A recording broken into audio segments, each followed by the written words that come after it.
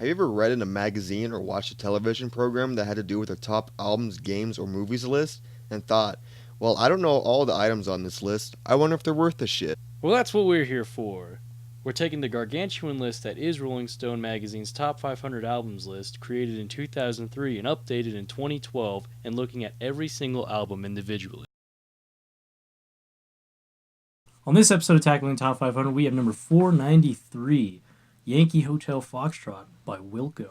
Oh yeah, Wilco. And look, we actually have the album this time. Yes, it's not the real album. Yeah, for real. Yeah, yes. Wow, look. No more printouts. Hey, you found us out. Let's get into this. Yankee Hotel Foxtrot is a fourth studio album by American alternative rock band Wilco. Wilco recorded and produced their fourth album from late 2000 to early 2001 in a loft they purchased in Chicago. After the album's completion, Wilco attempted to release it through Reprise Records, but Reprise refused. After leaving Reprise, Wilco obtained the rights to Yankee Hotel Foxtrot, and shortly afterwards, MP3s of all their songs started showing up on the file-sharing networks. In an attempt to discourage the use of these lower quality unlicensed files, Wilco began streaming the entire album on their website on September 18, 2001. Wilco's website received over 50,000 hits that day. After the streaming of Yankee Hotel Foxtrot, several records bidded for the rights to the album. Tweety chose None Such Records, and Yankee Hotel Foxtrot was officially released on April 23, 2002. It sold 55,573 copies in its first week. The album would go on to top the Village Voice's Paz and Jot poll of 2002. Yankee Hotel Foxtrot is the first Wilco album to feature drummer Glenn Koch and the last with songwriter Jay Bennett. This album contains 11 tracks and 51 minutes and 51 seconds of music. Only one track has been released as a single, and that was War on War. Wilco's fourth album is yet another great album and is a fine find for anyone who picks it up. So how do you feel about this album? I fucking love this album. I love Wilco. This album is fucking amazing.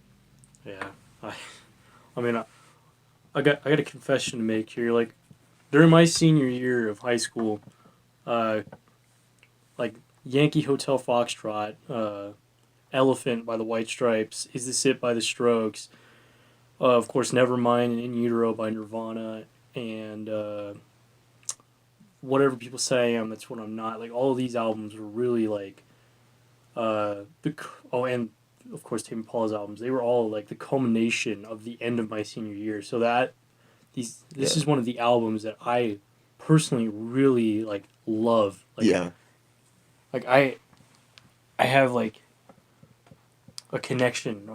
Okay, that sounds stupid, but like Yeah. like I love this album because it actually means something to me. Like I listen to this like so much, just going into town, just screwing around. Like, I love this album.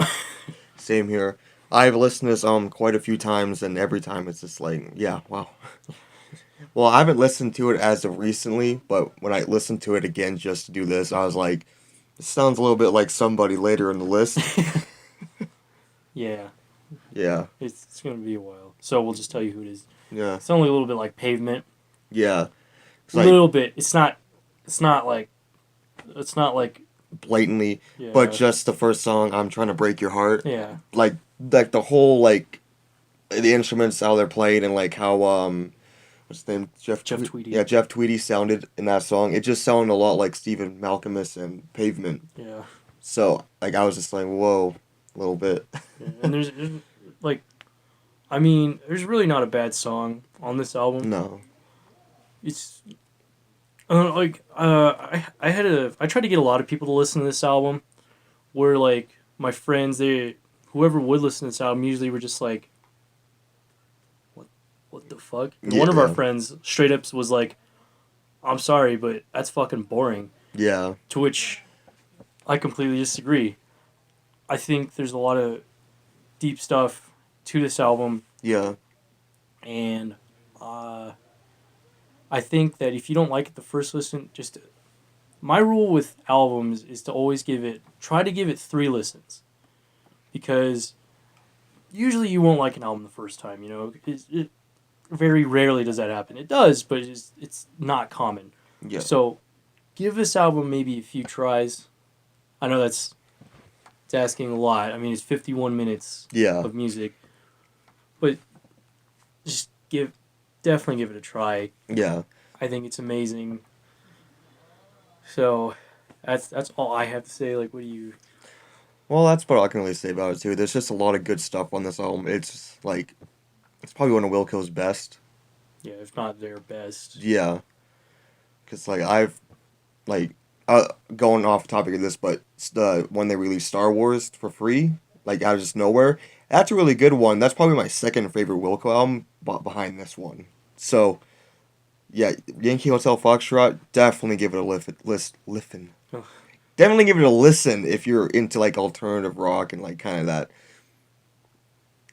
It's Oh, kind of sound. yeah. I'll just to warn you, don't expect like something you're gonna get like pumped up for. It's not one of Yeah, those albums. no, It's kind of like one of those you relax and you definitely get into the music, but it's not like you're not gonna rock out to it, no. and you're probably not gonna party to this album. You're just gonna sit back and enjoy it. Yes. So yeah, that's what I can really say. And that's all I really have to say too. Yeah, so give it a listen. Definitely give it a listen.